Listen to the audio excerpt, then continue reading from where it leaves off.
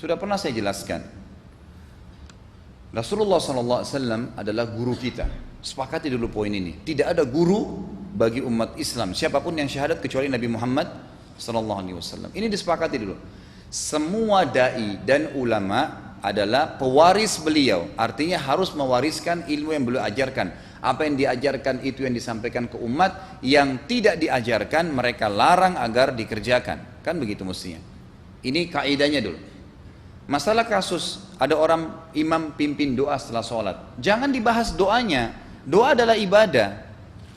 Tapi begini, sebelum anda kerjakan satu ibadah, tanya, saya mau ziarah kubur. Jangan ziarah kubur sebelum anda tanya bagaimana Rasulullah SAW ziarah kubur, agar jangan anda buat-buat ziarah kubur itu.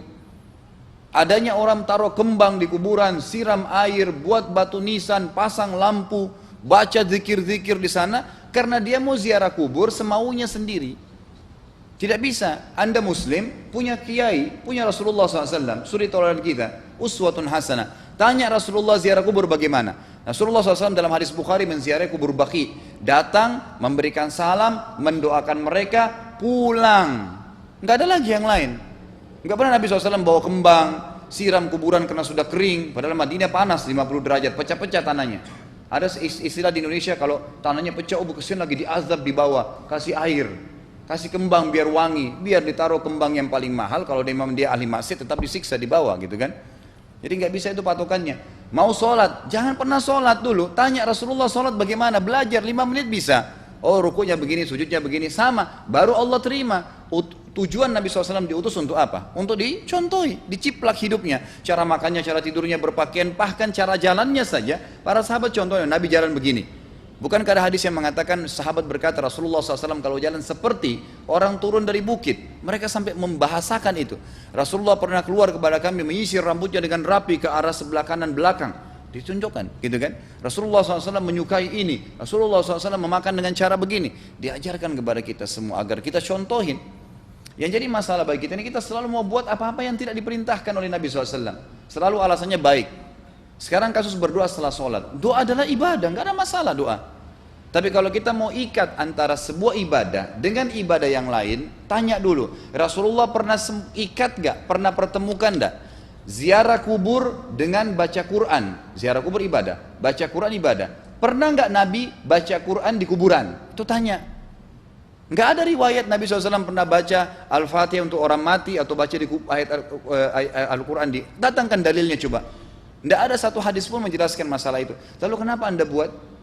Oh karena saya mau buat ibadah. Baik, ibadah yang Nabi ajarin. Salam, doain, selesai. Jangan lebih daripada itu.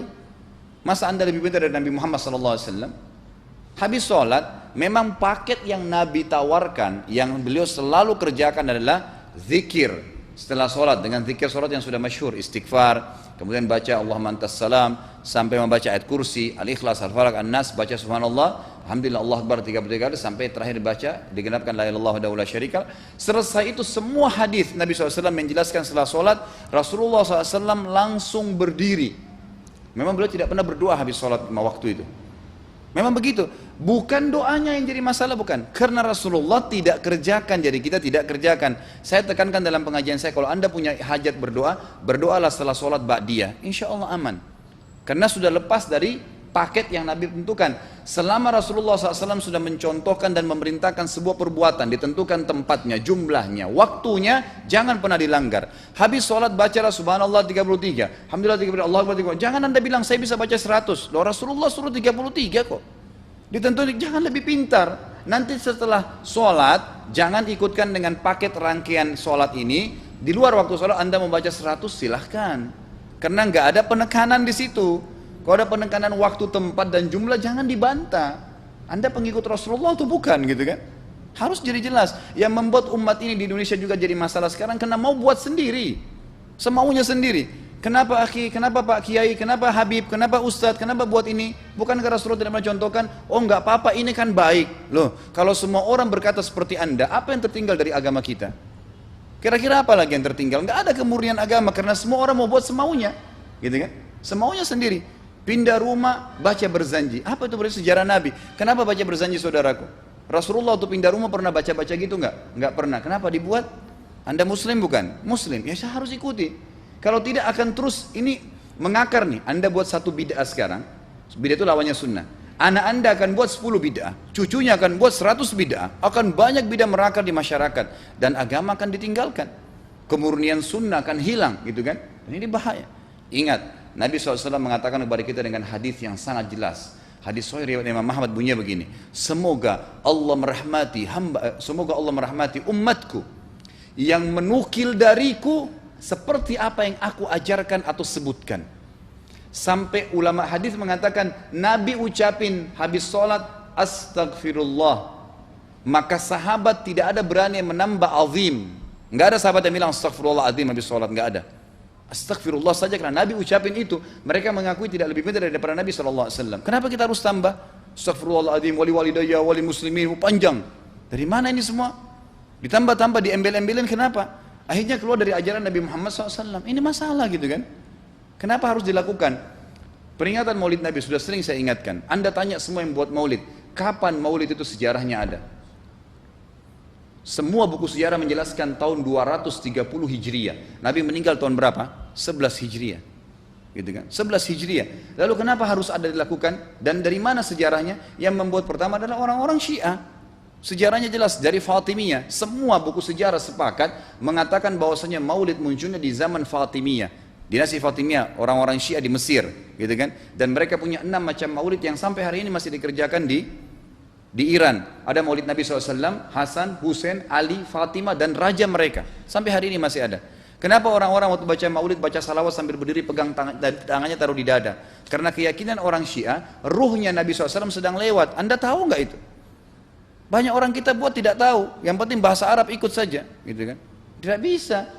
Nabi SAW tidak pernah rayakan. Pernah ada yang bilang sama saya, Ustaz, kan Nabi SAW pernah bilang, waktu ditanya tentang puasa Senin, beliau mengatakan hari itulah aku dilahirkan. Terus kenapa? Berarti boleh merayakan ulang tahun hari Senin, gitu kan?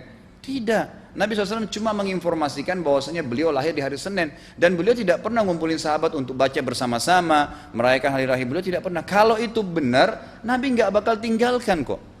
Ibnu Katsir rahimahullah, garis bawahi poin ini. Ibnu Katsir rahimahullah dalam tafsir beliau, tafsir Quran Azim, dan subhanallah Ibnu Katsir ini kata ulama hampir semua kalangan golongan itu banyak memakai banyak memakai buku beliau, walaupun berbeda dari sisi pemahaman yang lain, tapi tafsirnya kebanyakan kembali ke tafsir beliau. Beliau mengatakan tafsir surah Al-Maidah ayat 3 yang bunyinya a'udzubillahi minasyaitonir rajim, al-yauma akmaltu lakum dinakum, hari ini saya sempurnakan agama kalian, kata Allah, ya. Wa atmamtu alaikum nikmati, saya sempurnakan nikmatku pada kalian, artinya tidak butuh yang lain. Wa raditu lakumul islam madina, saya ridho Islam sebagai agama kalian. Kata beliau, ayat ini turun menandakan dan memastikan bahwasanya Nabi Muhammad SAW tidak meninggal dunia kecuali sudah mengajarkan semuanya, yang hitam, yang putih, yang gelap, yang terang, yang susah, yang muda, ya, semua dijelaskan. Siapa, kata beliau, yang menganggap masih ada sesuatu yang harus ditambahkan setelah Nabi SAW meninggal dan turun ayat ini, maka dia adalah ahli bid'ah. Dia orang yang membuat-buat agama. Nabi sudah ajarkan semua, selesai. Jangan ditambah, jangan dikurangin. Kita tidak lebih pintar dari Nabi SAW. Nabi nggak pernah rayakan hari lahirnya, jangan dirayain, selesai. Emang kenapa kalau kita nggak rayain? Kenapa? Tangan kita terputus? Enggak. Masih banyak ibadah yang disunnahkan gitu. Sama dengan kasus Isra dan Mi'raj. Kejadian besar dalam Islam. Tapi Anda boleh kembali kepada semua buku sirah. Saya tantang semua buku sirah Anda kembali. Insya Allah yang berpegang pada Al-Quran dan Sunnah, memang ada dasar wahyunya, maka semua akan menjelaskan. Nabi SAW setelah pulang dari Isra dan Mi'raj tidak pernah mengumpulkan sahabat-sahabat untuk merayakannya setiap tahun. Tidak pernah. Boleh dipelajari, iya, setiap hari. Tapi ditentukan tanggalnya lalu dibuat acara. Tidak pernah Nabi SAW buat itu. Lalu kenapa Anda buat? Kalau Anda mau tetap buat, ya silahkan, itu hak terserah Anda. Tapi saya ngajak kepada Anda kembali kepada kemurnian ajaran Nabi SAW. Kita tidak akan pernah kembali, kata Syekh Utsaimin rahimahullah, umat Islam ini akan kembali kepada kejayaan mereka kalau mereka betul-betul kembali kepada ajaran Rasul mereka Muhammad SAW. Murnikan ajaran Nabi, yang jalankan seperti yang beliau ajarkan, selesai, akan aman. Pasti akan kembali kejayaannya. Kita nggak bisa saling menghardik, saling menyalahkan yayasan ini, organisasi ini, kelompok ini, karena masing-masing mau beristidlal sendiri, mau menjalankan sendiri hukum-hukum agama ini, bukan mengikuti sunnah Nabi SAW. Jemaah haji kita, jemaah umrah, datang ke Mekah, tur dalam kota Mekah, naik ke gunung untuk lihat Gua Hira. Kenapa naik ke Gua Hira? Oh, Rasulullah pernah di sini. Baik, saya jelaskan. Nabi Muhammad SAW ke Gua Hira sebelum turunnya wahyu. Dan beliau terakhir sekali di Gua Hira pada saat menerima Iqra bismi rabbikal ladzi khalaq. Itu saja. Setelah kejadian itu, beliau turun dari Gua Hira. Dari waktu itu sampai meninggal, Nabi SAW tidak pernah ke Gua Hira lagi dan tidak pernah suruh sahabatnya ke Gua Hira. Kenapa anda ke Gua Hira? Sampai naik 3 jam ada yang jatuh mati. Karena jahil, tidak tahu pemahaman agamanya. Nggak bisa begitu. Cukup dikenang iya. Kecuali Nabi SAW suruh, datangilah Gua Hira. Ya silahkan. Gitu kan? Kalau enggak, kan begitu. Masalah Isra Mi'raj saudaraku kejadian besar. Ambil ibrahnya, yang penting ilmunya. Oh, salat 5 waktu, kejadiannya pernah gini. Ada kebesaran Allah, ambil pelajarannya iya. Yang Nabi tidak contohin maka jangan dikerjakan. Hanya itu saja. Zikir bersama, di sini ditanyakan juga zikir bersama. Nabi SAW disebutkan dalam hadis Bukhari, kalau berzikir habis sholat, beliau membaca zikir tertentu, sahabat baca zikir tertentu, sahabat baca zikir tertentu. Jadi Nabi SAW tidak pernah paksain. Enggak pernah Nabi misalnya baca ayat kursi, harus semua sahabatnya ikut ayat kursi, enggak. Nabi SAW baca ayat kursi, si fulan baca al-ikhlas, si fulan baca subhanallah, masing-masing. Dan ingat, Allah SWT mengatakan apa? Tentang masalah zikir dan doa ini. Ya. Dikatakan, ya, kita harus berdoa kepada Allah, ya, wadunal jahri minal qawli bil gudui wal asal, wala takum minal ghafilin. Berdoalah kalian, berzikirlah kalian dengan doa kalian, dunal jahr minal qaul, tidak dengan teriak-teriak. Allah berfirman dunal jahr, tidak teriak-teriak, ya. Dan janganlah kalian menjadi orang-orang yang lalai. Makanya pernah ada sahabat waktu Nabi SAW berkata begini dalam hadis Bukhari juga, waktu pulang dari salah satu perjalanan, kalau kalian sedang menukik kuda, unta lagi menukik, bertakbirlah, bilang Allahu Akbar. Kalau kalian sedang turun menuruni sebuah lembah, bertasbihlah, bilang subhanallah. Ada satu sahabat badui, orang dari padang pasir, semangat dia jalankan sunnah Nabi. Waktu kudanya lagi naik, Allahu Akbar, dengan suara keras dia teriak. Jalankan sunnah kan, tapi teriak ya. Apa yang terjadi? Nabi SAW panggil, ditepuk pundaknya, Nabi mengatakan, pelankan suaramu. Zat yang sedang kau panggil tidak tuli. Allahu Akbar, cukup. Ada apa? Kecuali di medan perang lain nakutin musuh. Gitu kan? Untuk apa takutin kuda sendiri? Nggak perlu, gitu kan? Jadi mengikuti sunnah Nabi dengan ilmu yang benar itu akan membawakan ketenangan hidup. Yang buat kacau kita ini jadi kacau karena mau membumbu-bumbui macam-macam ditambah-tambah.